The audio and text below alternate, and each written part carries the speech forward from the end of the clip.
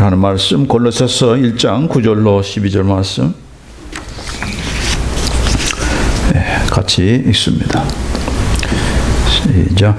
이로써 우리도 듣던 날부터 너희를 위하여 기도하기를 그치지 아니하고 구하노니 너희로 하여금 모든 신령한 지혜와 총명에 하나님의 뜻을 아는 것으로 채우게 하시고 주께 합당히 행하여 범사에 기쁘시게 하고 모든 선한 일에 열매를 맺게 하시며 하나님을 아는 것에 자라게 하시고 그 영광의 힘을 좇아 모든 능력으로 능하게 하시며 기쁨으로 모든 견딤과 오래 참음에 이르게 하시고 우리로 하여금 빛 가운데서 성도의 기업의 부분을 얻기에 합당하게 하신 아버지께 감사하게 하시기를 원하노라. 아멘.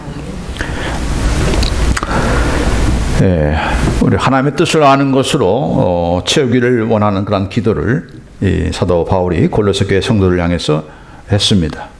왜 하나님의 뜻을 아는 것으로 채우기를 기도했는가? 첫 번째로는 지난 시간 살펴본 대로 주께 합당히 행하여 범사에 주님을 기쁘시게 하기 위해서는 반드시 그 하나님의 뜻을 아는 것으로 우리가 채워져야 된다.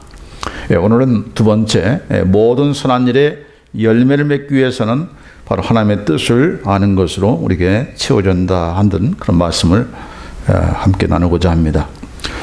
오래전에 제가 저 집 뒤뜰에 과일나무, 살구나무를 심었습니다.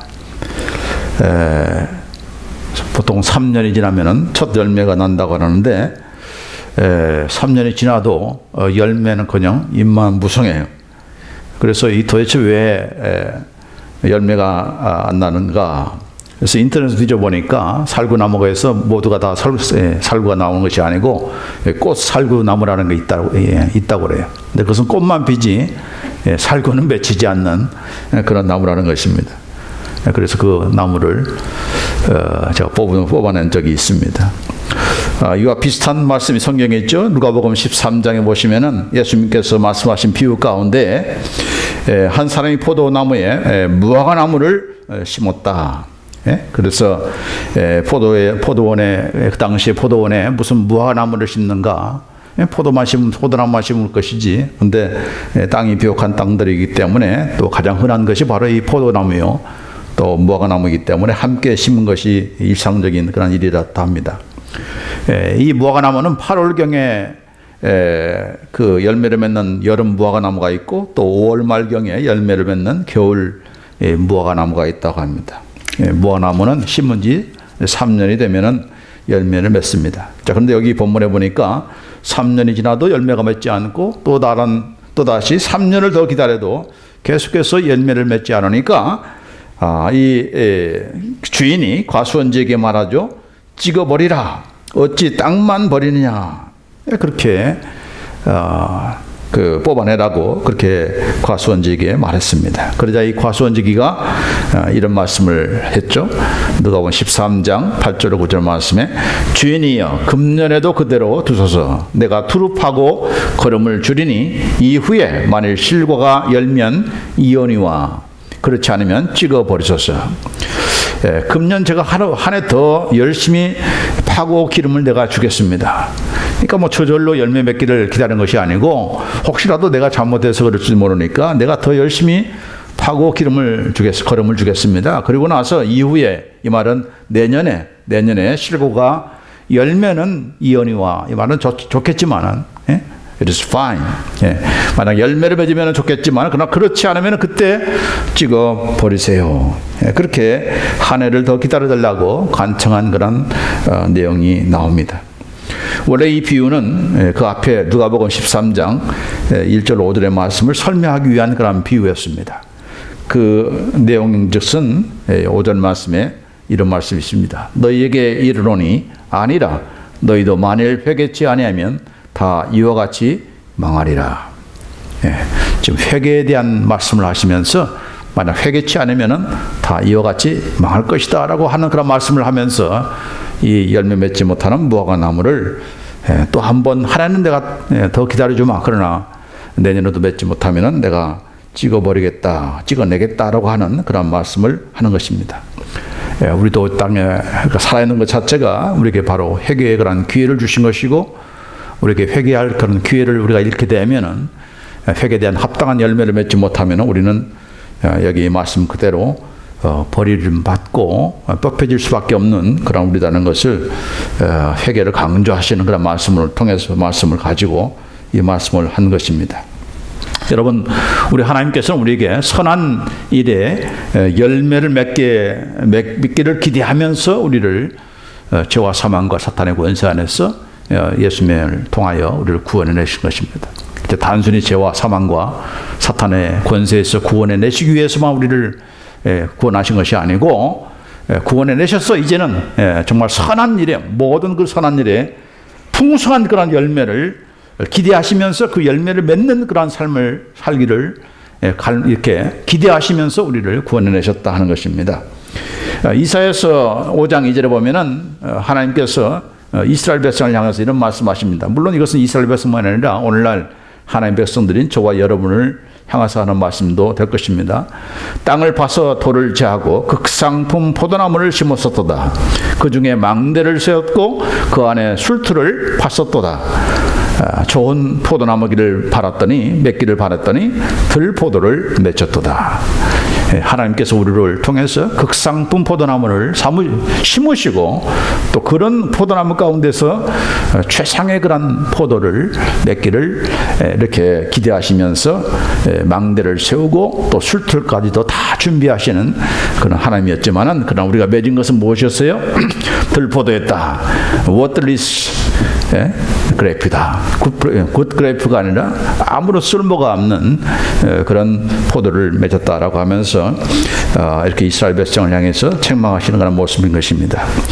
마찬가지로 우리도 하나님께서 우리를 한 사람 한 사람을 구원하실 때는 그냥 대충 우리를 구원한 것이 아니고 하나님의 영광의 그 풍성함 가운데 하나님의 모든 충만으로 충만해지기를 우리를 기대하시면서 택하셨고 또 부르셨다는 것이 부르신 그 목적이 예수 그리스도 안에서 영광 가운데 동참하며 그것을 누리도록 위해서 우리를 부르셨다. 오늘 여기 말씀에 보면은 우리를 극상품으로 최고의 그런 극상품으로 우리를 심으셔서 그런 포도를 기대하고 계신다. 하나님께서 얼마나 수준을 높으신 우리를 향하신 그런 목적을 갖고 있는가를 우리가 잊어서는 안 되는 것입니다. 그러나 우리가 너무나 겸손을 떠는지 어떤지는 모르지만은 그냥 구원해 주신 것만 감사합니다. 그 정도에서 멈추고만은 그런 생활을 하고 있으니까 정말 들포도나 맺는 그런 처지가 된 것이죠. 하나님이 잘못된 것이 아니고 그 하나님을 향하신 그 목적을 우리가 놓치기 때문에 또 그 목적을 놓치는 이유 가운데 하나는 항상 우리 안에서 우리의 죄의 본성과 사탄의 음성들이 늘 너는 별 수 없는 인생이야. 너는 그렇게 살다가 그냥 가는 거야. 그렇게 우리를 충동질을 하기 때문에 그 말을 듣지 하나님께서 우리를 향하신 목적에 대한 그 비전과 이런 최선의 것을 기대하시는 그런 열매를 우리가 바라보지 않기 때문에 그런 현상들이 나타나는 것입니다. 자, 그렇다고 해서 우리 스스로가 어떤 무슨 선한 열매를 맺을 수 있는 그런 능력이 있는 것인가? 그렇지가 않죠. 아까 우리 요한복음에 있는 15장에 있는 말씀처럼 어떻게 했습니까? 우리는 그분을 떠나서는, 나를 떠나서는 너희가 아무 열매도 맺을 수 없다. 그렇게 말씀하셨어요. 여기 로마서 6장에도 보면 6장 21절에 한번 보십시다. 시작. 너희가 그때 무슨 열매를 얻었느냐?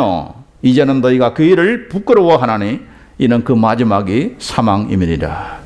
우리가 예수 믿기 전에는, 예수님 밖에 있을 때는 무슨 열매를 얻었느냐? 지금 생각할 때 참 부끄러운 그런 열매. 그 열매는 바로 죽음밖에 없다. 영적으로 죽고 육적으로 죽을 수밖에 없는 그런 열매를 맺은 거 아니냐. 자, 이것이 바로 우리의 힘과 우리가 생각하고 우리가 고안하고 우리의 노력으로만 열매를 맺을 수 있는 그런 것이 아니다는 것을 우리가 분명히 하고 이 말씀을 함께 생각해 보고자 하는 것입니다. 자, 첫 번째로는 도대체 무엇이 선인가? 자꾸 선한 열매를 지금 맺으라고 하는데 모든 선한 일에 열매를 맺게 하기 위하라는 건데 무엇이 선인가?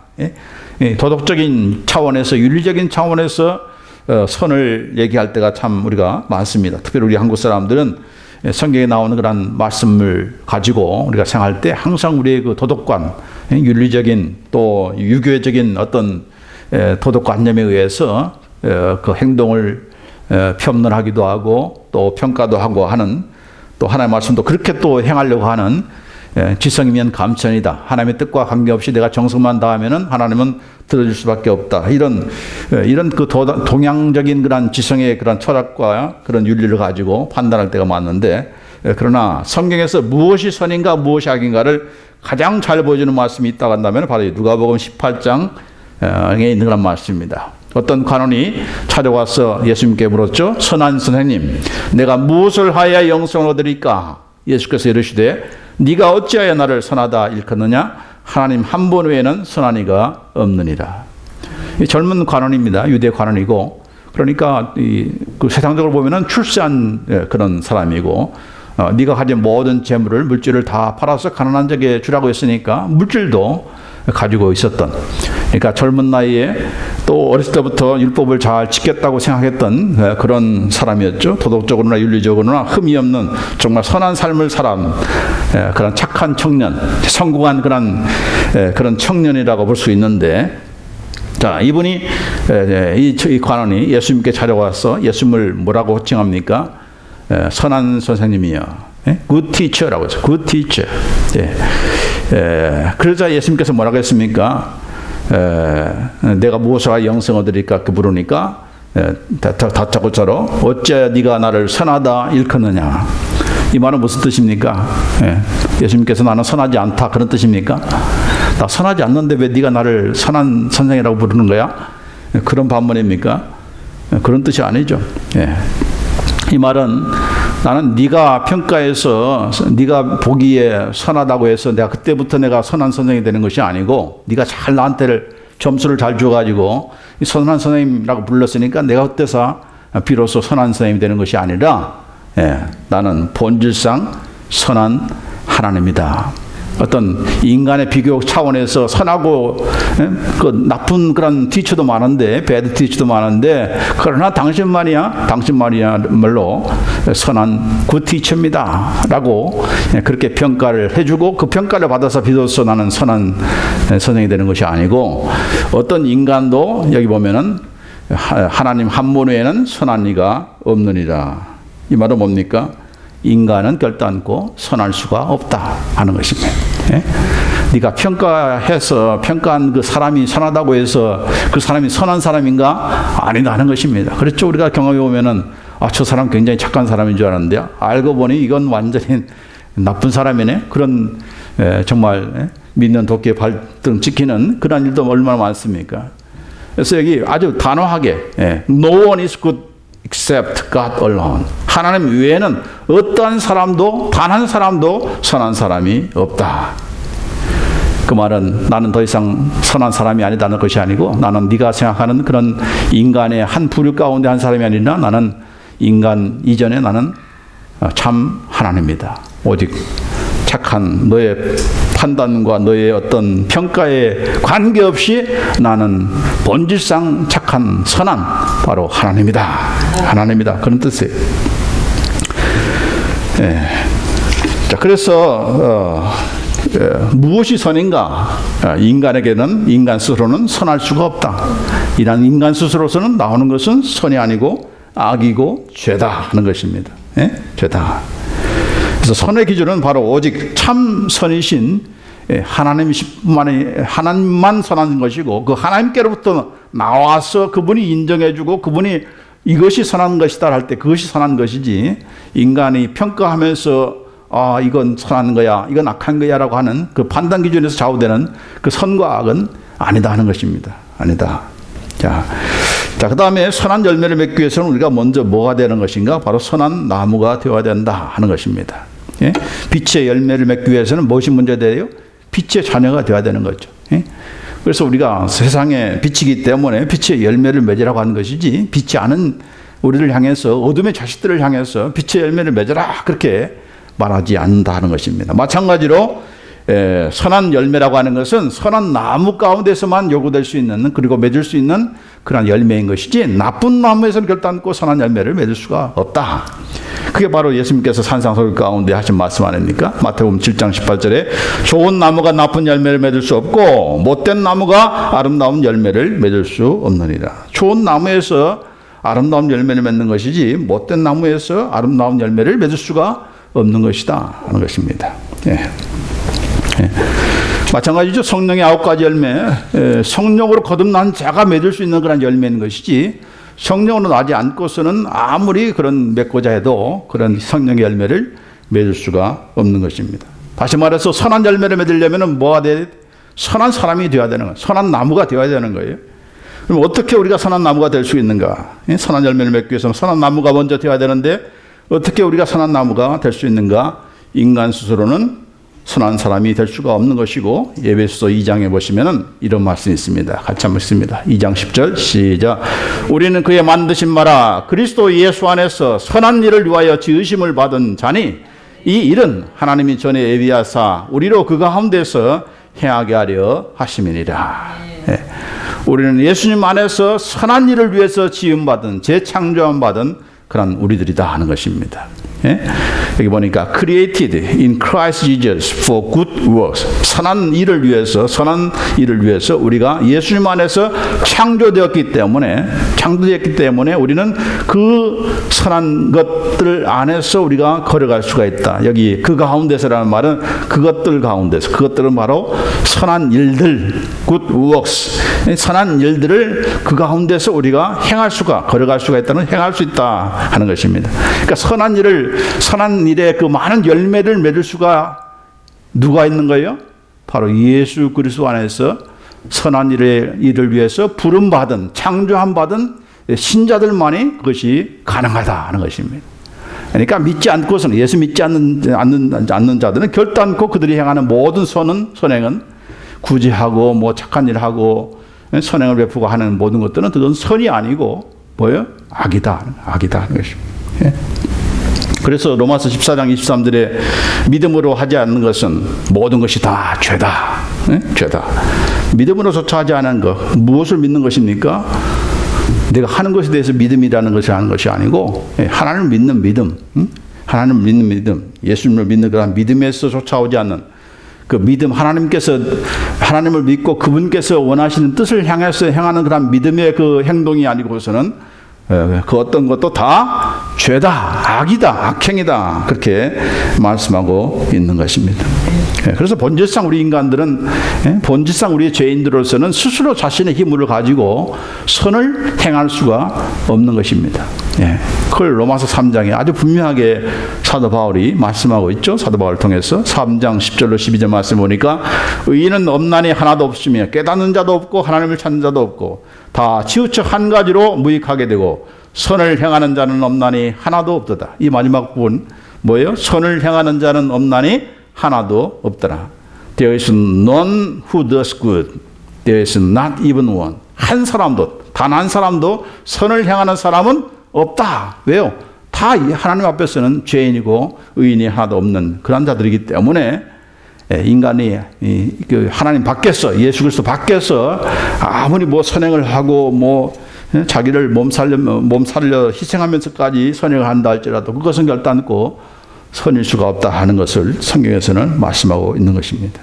자, 그렇기 때문에 우리가 정말 선한 열매를 맺기 위해서는 어떻게 됩니까? 선한 사람이 되어야 되는 것이고 그 선한 사람이 되는 그 비결은 바로 예수님을 믿으면서 믿음을 통해서 우리가 선한 사람, 하나님께서 인정해 주시는 의인이 되어야 되는 것이죠. 그것이 가장 우리가 먼저 필요한 것입니다. 자, 선한 사람이 됐습니다. 선한 나무가 됐습니다. 그러면 어떤 것이 바로 선한 열매를 맺는 것일까? 무엇을 어떻게 해야 우리가 선한 열매를 맺는 것인가 하는 것입니다. 먼저 요한복음 5장 29절에 보면은 선한 일을 행한 자는 생명의 부활로 악한 일을 행하는 자는 심판의 부활로 나오리라. 이 선한 일을 행한 자는 생명의 부활로, 생명이라는 것은 단순히 살아가는 것이 아니고 예수 그리스도 안에 주신 그 하나님의 복된 생명을 영원토록 누리는 그 생명의 부활을 얘기하는 것이죠. 악한 일을 행한 자는 심판의 부활, 하나님의 심판, 하나님의 저주와 하나님의 진노를 영원토록 받는 그런 부활을 갖게 된다 하는 것입니다. 그래서 여기 선한 일을 행한다는 말을 하고 있죠. 자, 이 선한 일을 행한다는 것은 단순히 선행, 착한 일을 한다 그런 뜻이 아니다는 것을 우리가 염두에 둘 필요가 있습니다. 예. 그 이유는 바로 그 앞에 24절에 이런 말씀이 있기 때문에 그렇습니다. 요한복음 5장 24절에 내가 진실로 진실로 너에게 이르노니 내 말을 듣고 또 나 보내신 이를 믿는 자는 영생을 얻었고 심판에 이르지 아니하나니 사망에서 생명으로 옮겼느니라. 선한 일을 향한 자가 영생을 얻는다고 했는데, 영생의 부활을 얻는다고 했는데, 그 영생은 어떻게 얻는 것인가? 단순히 그냥 착한 일만 하면 돼, 이게 아니고 뭐라고 했습니까? 내 말을 듣고 나 보내신 이를 믿는, 하나님을 믿는 자만이 영생을 얻는 것이고 생명의 부활을 얻는다 하는 것을 얘기하는 것입니다. 그래서 무엇이 선행인가? 첫 번째로는 바로 하나님의 뜻을 행하는 것이 선행이다 하는 것입니다. 하나님은 선하십니다. 그분의 모든 것들은, 모든 그분의 생각과 그분의 행함은 다 선한 것이죠. 또 그분의 뜻에서 나오는 것도 다 선한 것입니다. 악한 것이 하나도 없죠. 그렇기 때문에 우리가 하나님의 뜻을 알고 그 뜻을 행하는 것, 그 뜻을 향하기 위해서는 그 뜻이 우리 안에, 우리의 마음속에 가득 채워지기를 원하는 그 기도를 하는 이유가 바로 그래야만 하나님께서 인정하시는 선행을 쌓게 되고 그 선행을 통해서 우리의 영생의 그런 부활로 나올 수 있기 때문에 그것이 가능한 것입니다. 우리가 생각하는 방법, 우리가 생각하는 어떤 선행, 이것이 좋은 생각이 결단코 선행이 아니다는 거 여러 번 강조하고 예를 들었지만은 참 인간의 좋은 생각들이 얼마나 많습니까? 가나안 땅에 입성하기 전에 미리 정탐군을 파견해서 현지 답사를 하고 그리고 우리가 들어가자. 이게 얼마나 인간적으로 보면은 좋은 생각입니까? 굿 아이디어죠. 굿 아이디어. 인간의 좋은 생각이죠. 그러나 그것 때문에 결국은 갔다 오고 나서 악평을 하는 가운데, 악한 복을 하는 가운데 하나님을 원망하고 모세와 지도자를 이렇게 원망하는 가운데서 불평과 이런 원망하게 되고 결국은 그들의 말한 대로 우리가 들어가면 죽는다라고 하면서 했던 것을 하나님께서 그대로 들으시고 그대로 다 죽이셨잖아요. 어디서 죽였습니까? 가나안 땅에서 죽은 것이 아니고 가나안 땅에도 못 들어가고 광야에서 다 죽게 많은 그런 결과를 가져왔습니다. 자기들 생각으로는 아주 좋은 생각이었지만, 기발한 생각이었지만은, 그러나 여태까지 하나님께서 저들을 어떻게 인도하셨고 무슨 약속을 어떻게 하나님께서 성실하게 지켰는가를 까마득이 있고, 하나님께서 가라고 하시는 땅이요, 하나님께서 주신 그런 가나안 땅이니까 가자, 들어가자, 능히 하나님께서 우리를 지금까지 인도하신 것처럼 우리를 인도하실 거야, 그 믿음을 가지고 그냥 나가면 되는데, 모세 역시도 좋게 생각한 다음에 나머지 그것이 선하게 여겨져서 이렇게 정탐관을 파견하게 되고 결국은 이스라엘 백성들은 들어가기는커녕 못 들어갑니다. 들어가면 죽습니다 하는 그런 결과를 가져와서 1세대들은 다 광야에서 죽고 마는 그런 생각을, 이런 그 결과를 가져왔습니다. 육신의 생각은 뭐예요? 사망이다. 인간의 좋은 생각은 죽음밖에 없다 하는 것을 보여주는 그런 예인 것이죠. 예수님의 탄생을 축하하기 위해서 멀리서 온 그런 동방박사들도 그냥 별을, 여태까지 별을 보고 따라왔으니까 그 별만 따라가면은 예수님 탄생하신 그 줄에 그곳에 정확히 이를 텐데, 가다가 무슨 생각이 들었습니까? 유대인은 왕으로 태어났으니까 왕이 어디서 태어납니까? 왕궁에서 태어난 거 아니야? 궁전에서 태어난 거 아니냐? 궁전으로 갔다가 결국은 헤롯 왕에게 미움을 사서 참 죄도 없는 이 베들레헴에 산 동네 2세 미만의 그런 모든 남자 사나이 아이들이 다 죽임을 당하는 이 동방박사들의 이 좋은 생각 때문에 그 어린 그런 생명들이, 수많은 생명들이 죽게 되는 그런 결과를 가져왔습니다. 사람들의 좋은 생각은 이렇게 죽음만 불러온다 하는 것을 보여주는 거죠. 베드로도 마찬가지죠. 베드로가 스승이 죽으러 가겠다는데 그 말리지 않을 그런 제자가 누가 있겠습니까? 스승이 죽겠다는데, 만약에 엄마 아빠가 막 죽으러 간다 하는데 뭐 안 말릴 그런 자녀가 있겠습니까? 후레 자식이죠. 말려야 되는 거죠. 하나님 못 가면 예수님 그럴 수 없습니다. 그게 선한 생각이 있는데, 생각이 날 수 있는데, 여기 재밌는 것은 마태복음 16장 22절에 보면은 베드로가 뭐라고 했는가? 베드로가 예수를 붙들고 가나여 주여 그리 마옵소서, 이 일이 결코 주에게 미치지 아니하리이다. 이 붙들고 간한다는 것은 붙들고 막 간청한다 그런 뜻이 아니고 영어성에 보면은 Peter took him aside. 밑에 옆으로 막 제쳤다는 겁니다. 무슨 소리 하십니까? 라고 하면서 예수님을 이렇게 제껴놓으면서 뭐라고 했습니까? 여기 began to rebuke him. 그를 마치 꾸중하듯이 그들을 예수님을 향해서 막 꾸짖듯이 제쳐놓고 꾸짖었다는 그런 뜻이에요.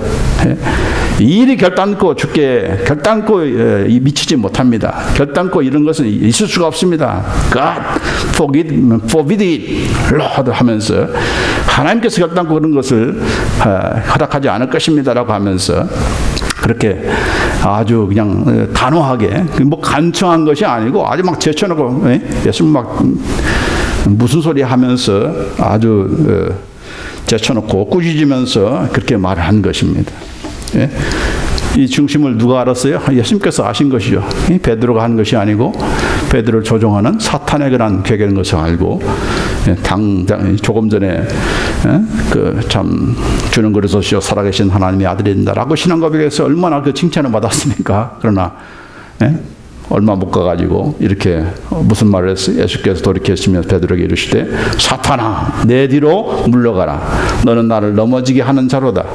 무엇이 사탄이 하는 일인가? 그 다음에 말씀입니다. 네가 하나님의 일을 생각지 아니하고 도리어 사람의 일을 생각하는도다. 이게 바로 사탄적인 생각인 것입니다. 사탄의 그런 방법이고 우리를 참 미혹하는 방법인 것입니다. 자꾸만 사람의 일을 생각하는 것입니다. 인간적으로만 생각하는 거죠. 하나님께서 왜 예수님을 보내시고 왜 예수님께서 내가 죽으러 간다. 내가 이제 죽어서 사흘 만에 부활할 것이다 하는 그런 말을 왜 하시는가 그것을 모르고 하나님께서 하실 일은 생각하지 않고 그냥 인간적으로만 그러면 안 되지. 내가 말려야지. 이 스승이 죽으러 가라는데 내가 말려야지 그것이 참된 제자인 것이지. 제자로서 이런 내가 내 본분을 다하는 것이지. 이런 생각 때문에 결국은 사탄이 좋아할 일을 하게 된 것입니다. 자, 그래서 선행이라고 하는 것은 사람의 일, 내 좋은 생각, 내 좋은 아이디어, 세상 사람들이 말하는 그런 선이 아니라 하나님께서 원하시는 선, 하나님께서 말씀하시는 그 선을 따라서 가는 것이 바로 그의 선행인 것이고 그 선행을 행하여야 우리가 생명의 부활로 나올 수가 있는 것입니다. 자, 그렇기 때문에 그래서 사도 바울이 뭐라고 했어요? 이 선한 열매를 맺기 위해서는 너희 안에 인간적인 생각이 아니고 사람의 일이 아니라 바로 하나님의 뜻으로 완전히 그냥 충만하게 채워져야 한다. 그래서 그렇게 하나님의 뜻으로 채워져야 하는 그런 기도를 한 것입니다. 얼마나 깊은 그런 기도의 내용이요. 정말 성도들을 위한 교회를 사랑하는 그런 사도의 그런 마음이겠습니까? 네. 자, 세 번째로 예수님을 믿는 것이 가장 먼저 맺어야 될 선한 열매이다 하는 것입니다. 네.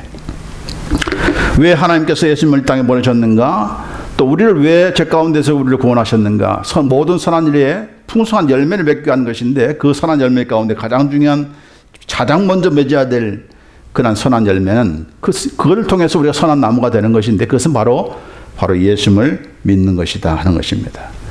이걸 잘 보여주는 것이 바로 오병이어의 사건 아닙니까? 오병이어의 그 기적을 통해서 수많은 군중들이 배고픔 가운데서 이렇게 배불러서 이 정도면은 예수님을 우리의 왕으로 삼는 것이 좋겠다. 그래서 예수님을 찾아다녔잖아요. 그래서 찾는 가운데서 이제 마침내 찾아가지고 예수님께 나아가서 지금 어디 계셨습니까? 우리가 지금 당신을 우리의 왕으로 추대하려고 하는데 지금 때가 어느 때인데 이곳에 한가롭게 여기 계십니까? 라고 그렇게 하자 예수님께서 하시는 말씀이 6장 요한복음 6장 27절 말씀에 같이 읽습니다. 시작.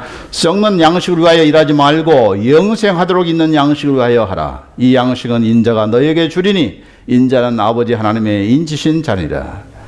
예수님의 말씀의 초점은 무엇인가? 영생하도록 있는 양식은 내가 주는 것이다 하는 것을 얘기하는 것이죠.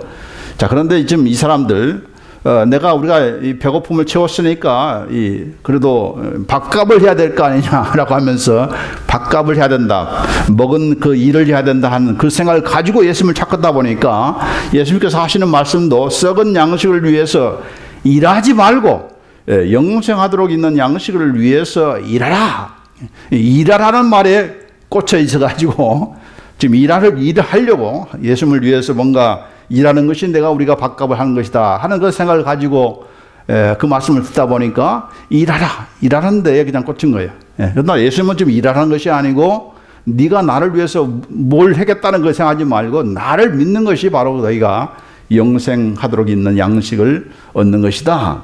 내가 주는 그 양식만 너는 먹으면 된다. 다시 말해서 나를 믿으면 된다. 그런 차원에서 하신 말씀인데, 그러나 뭔가 주님을 위해서 일해야 되겠다 그 생각만 한 사람들은 그 일에만 꽂혀가지고 결국은 뭘 물어봤습니까? 우리가 어떻게 하여야 하나님의 일을 하오리까 그랬습니다.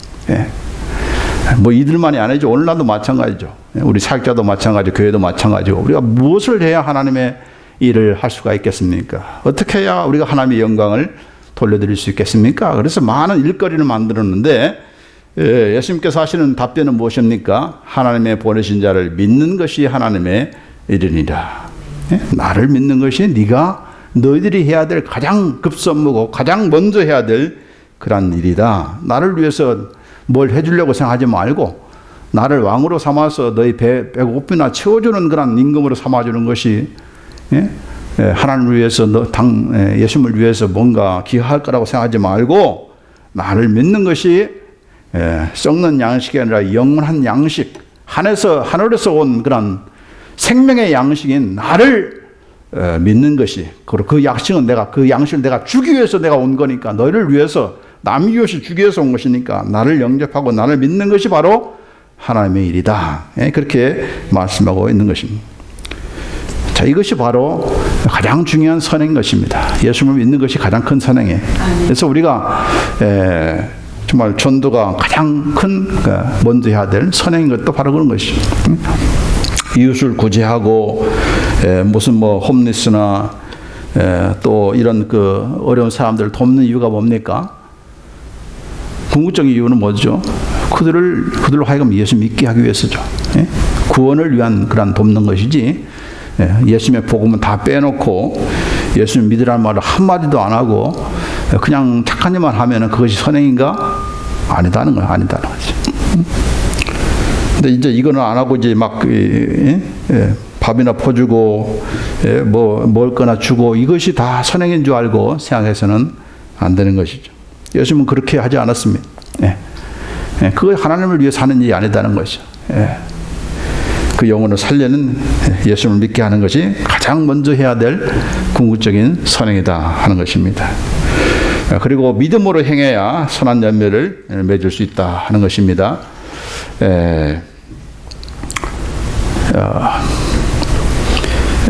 믿음으로 하지 않는 것은 아까도 얘기했지만은 다 죄라고 했잖아요. 그래서 그 믿음이라는 것이 어떤 믿음인가? 그것은 바로 하나님께 대한 믿음이고 하나님을 의식하고 하나님의 뜻대로 내가 하면서 하나님의 이름과 하나님의 영광을 위해서 하는 것, 그것이 바로 믿음을 가지고 하는 것이죠.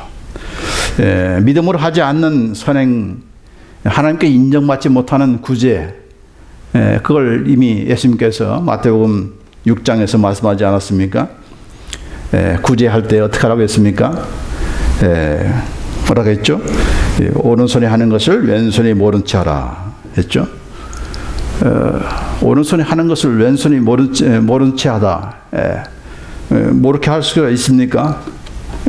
결국 누가 모르게 하라는 것입니까? 자기 자신이죠. 다른 사람이 못 보게 그렇게 하라는 것이 아니고 지금 나 자신이 모르게 하라는 거죠. 그 말은 무슨 말입니까? 나를 내세우는 자랑으로 하지 말라는 거죠. 나를 내세우기 위해서, 내 이름 내기 위해서, 내 생명 내기 위해서, 내가 사람에게 받을 영광과 칭찬을 위해서 하지 말라는 것이지, 다른 사람만 모르게 하면 돼, 그게 아니다는 거죠. 그게 아니죠. 자기는 다 알고 자기 이름 내기 위해서 하는 건데 다른 사람만 내가 하는 것을 모르면 된다, 그런 생각을 알고 이 말씀을 그렇게 생각하는데 그게 아닌 것입니다. 나 자신이 모르게 하라는 거죠. 그 말은 나도 모르게 무의식적으로 하는 것이 아니고 내 이름을 내세우기 위한, 생색내기 위한, 내 자랑을 위한, 내 명예를 위한 그런 구제를 하지 말라는 거죠. 그렇죠? 앞에 있는 기도도 마찬가지고 금식도 뭐라고 합니까? 다 사람에게 보이려고 하기 위해서 한 거 아닙니까? 그리고 너희는 담이 칭찬받았다. 그러니까 내가 줄 상은 없다. 하늘에서 은밀한 중에 보시는 하나님께로부터 받을 상은 없다. 그렇게 말씀하지 않았습니까? 그래서 너희가 그렇게 뭐 광고하고 네 이름 내고 해서 너 상 다 받았는데 뭘 나한테 상을 기대하느냐? 내가 너에게 줄 칭찬은 상은 없다. 그렇게 말씀하지 않았습니까? 그러나 우리가 교회 안에서도 보면은, 또 교단의 쪽으로 보면은 우리가 뭔가 도와주고 나서 항상 뭐라고 합니까? 생색내기 위한 도와줌이 될 때가 많죠. 우리가 이렇게 도와줬는데 왜 너희들은 보고도 안 하고, 이렇게 도와줬는데 뭐 교회도 부응 안 하고, 도대체 어떻게 된 거야? 그렇게 따지죠. 여러분, 도와준 즉시 부응하고, 도와준 즉시 막 자급자족 하면 그 사람들은, 그 교회는 도와줄 필요가 있는 사람입니까? 없는 사람이죠. 그러줄 필요가 없는 사람. 가만히 놔줘도 그건 부응할 교회인 것이지.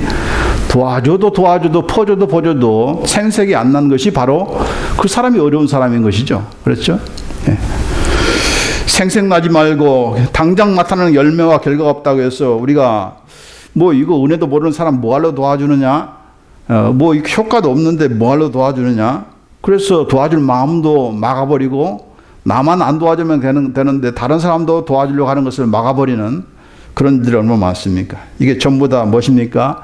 믿음으로 행한 행함이 선행이 아니다는 것입니다. 믿음이 뭡니까? 바라지 못할 그런 상황 가운데서 도와주는 그 믿음이 있기 때문에, 그 믿음은 바로 하나님의 마음이기 때문에 하나님께서 우리를 이렇게 내가 구해주면 너희가 잘 할 거라는 그런 기대감을 가지고 그것 때문에 바라는 어떤 돌아오는 것이 있어서 우리를 구원해내시고 그런 거 아니지 않습니까? 그렇죠?